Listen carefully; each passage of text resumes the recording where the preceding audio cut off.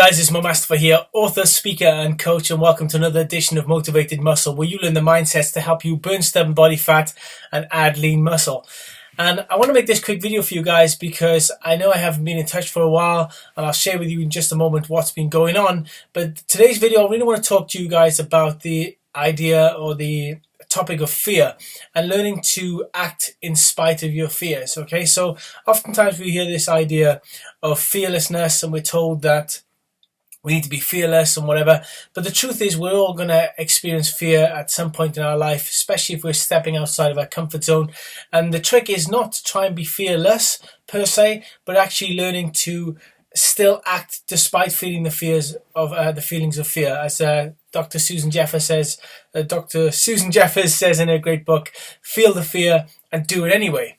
Okay, so I want to share with you an important idea and also a story to sort of bring you up to speed on this idea and also bring you up to speed on what I've been up to. So around 5 weeks ago, I set off to go to the Far East. I've been actually in Malaysia for the last 5 weeks traveling, and I've been sharing my message of to help people, live a healthier life and be stronger and all that kind of stuff.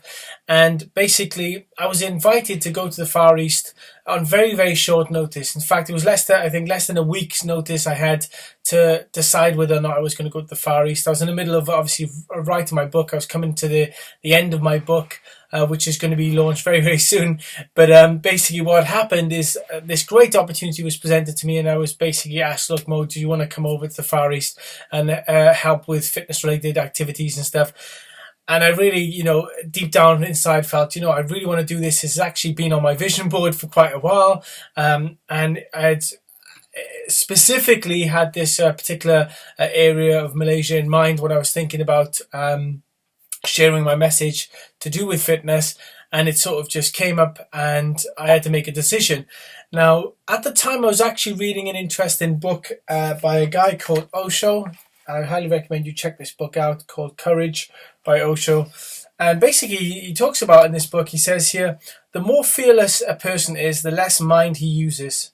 The more fearful a person is, the more mind he uses. Okay? And very often, our minds, as you know, this whole, what I'm talking about is all to do with mind and mindset and stuff. And our mind can be our greatest friend or our worst enemy. And it's all good when your mind is aligned and it's helping you achieve your goals, but the mind can become a very, can become your worst enemy when it's not used properly, especially when you are being guided by feelings of fear, ideas of failure, and all this other stuff, okay? So very often in life, you're going to be presented with opportunities, okay? Opportunities to transform your body, opportunities to improve your business, to improve your finances, improve your relationships, whatever it might be, okay?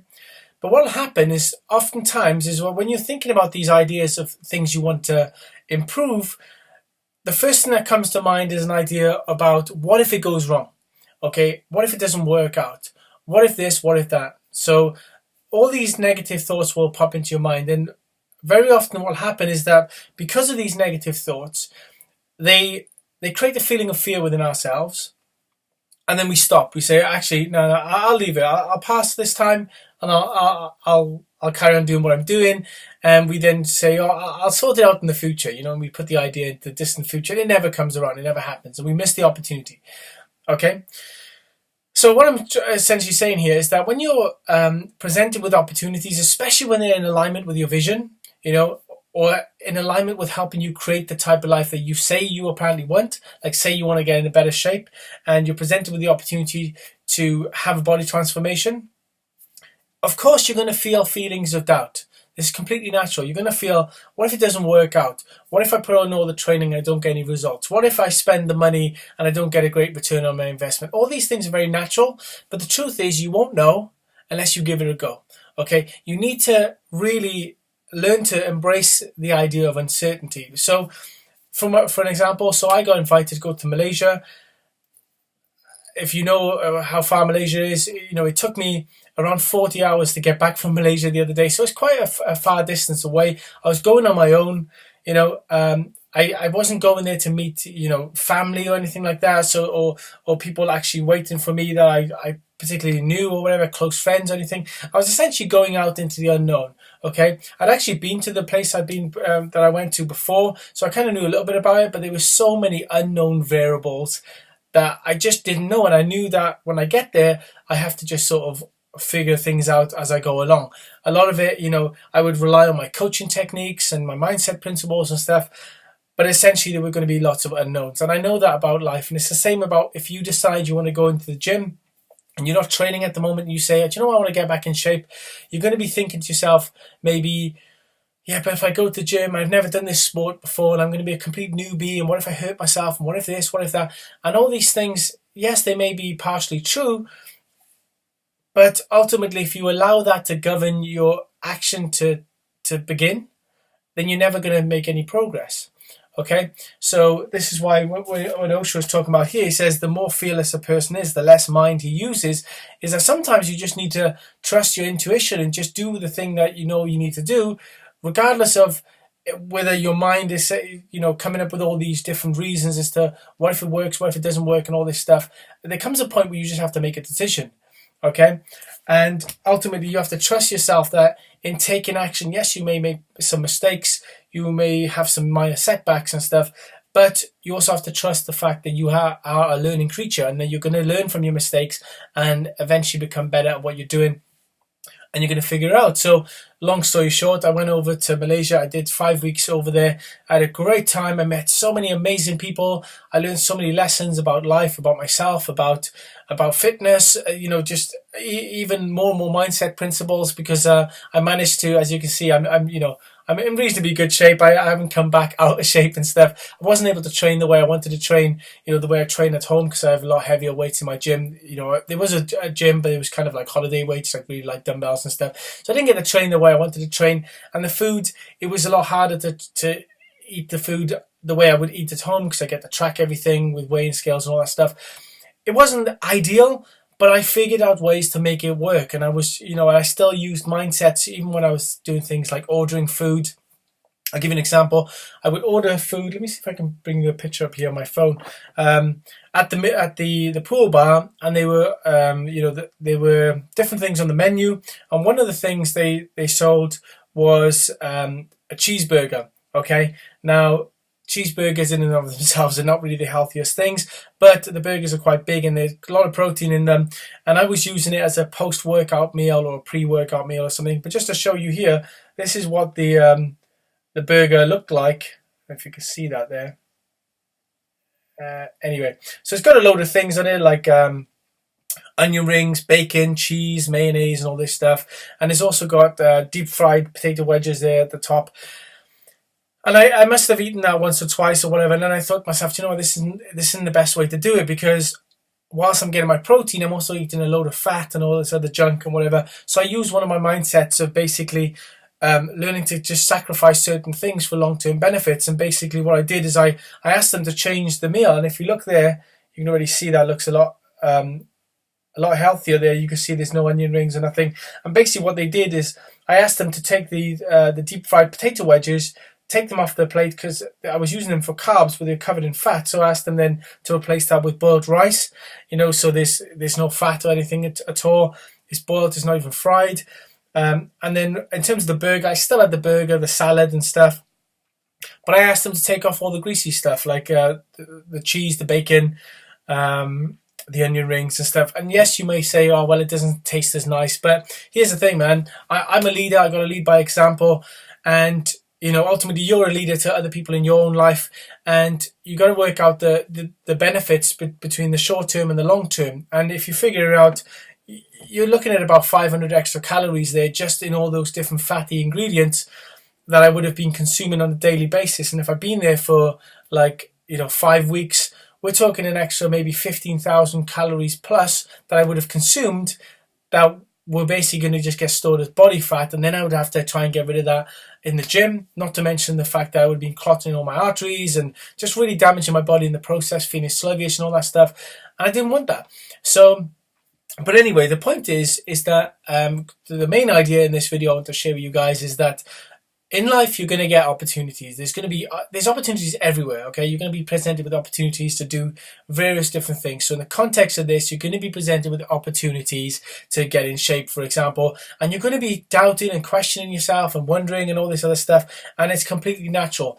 And there's a point where you listen to your mind, and there's a point where you just got to listen to your gut or your heart, whatever you want to call it, your intuition, and you just got to make a decision and say, do you know what? I'm going to just go for it. And you're going to trust in yourself to be able to figure it out. And this is the reason very often we don't trust in ourselves enough. Okay, and this opportunity was presented to me, and I just trusted myself and said, you know what, I'm going to figure this out. And it wasn't easy. It was, I had very short time. By the time I had to go ahead, I think I had like 3 days to plan the whole trip to get to Malaysia and stuff. And I had to move a load of things around. I was in the middle of a book launch and stuff. And I said, you know what, I'm going to carry on finishing my book when I'm in Malaysia. I had to go out and get myself a new laptop because the one I had, my old one isn't, my laptop isn't working that fast. So I usually work off a Mac, but I couldn't format it couldn't take my Mac with me on holiday, so I need to get a new laptop. And there's all these different things I had to rush around trying to do, but ultimately I figured out a way, pulled it off. And I don't take all the credit for this. I thank a lot of my great coaches I've had over the years who've helped me with all these mindsets and strategic thinking and all this stuff. But again, when you go back to my coaching career, when I was being coached by other people, there were times when I was invited to be coached that I had these thoughts. What if it doesn't work? What if this? What if that? And I just had to take a risk. I just, went for it, invested in a coach, and then I've been left with these great coaching tools and thinking tools now that I can use to help improve my life and improve the lives of others. So I wanted to share this video for you guys. Really wanted to say hi and catch up with you, and leave a comment below and stuff. It'd be great to hear from you guys as well. I'm going to share this on my newsletter as well, because I haven't been in touch with anyone. I've just been really, really busy and stuff, but there's been a lot of great lessons, and I'm really looking forward now to getting my book launched as well and getting that out to the world, because there's just so much great value in there, and I'm looking to really help transform other people's lives. Now, in closing, I really want to leave you with an opportunity to reach out to me.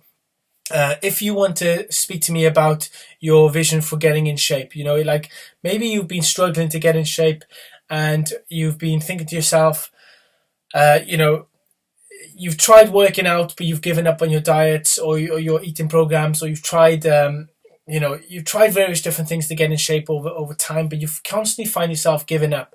And if that's the case, I can almost guarantee that 9 times out of 10, the reason we give up is not because of the training or the nutrition. It's because of ourselves. It's our strategies, our mindsets, our attitudes, our behaviors, our habits, all these different internal things.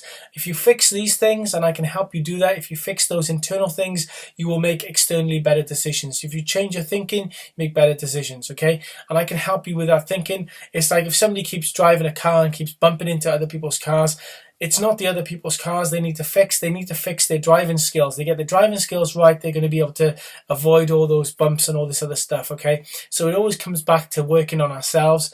As Stephen Covey says in this great book, The 7 Habits of Highly Effective People, he says, private victory or internal victory precedes public victory. So if you want to have a public victory of getting in shape, building muscle, whatever you're trying to do, you need to work on the private victory first. You need to develop yourself internally, mentally, develop the right characteristics, the right attributes and qualities that you need to succeed, and then ultimately you're going to be able to get in the best shape, whatever shape you want to get into. Okay guys, my name is Mo Mustafa. I hope you enjoyed this video. I love you and leave you now, and I will speak to you guys very soon. Take care.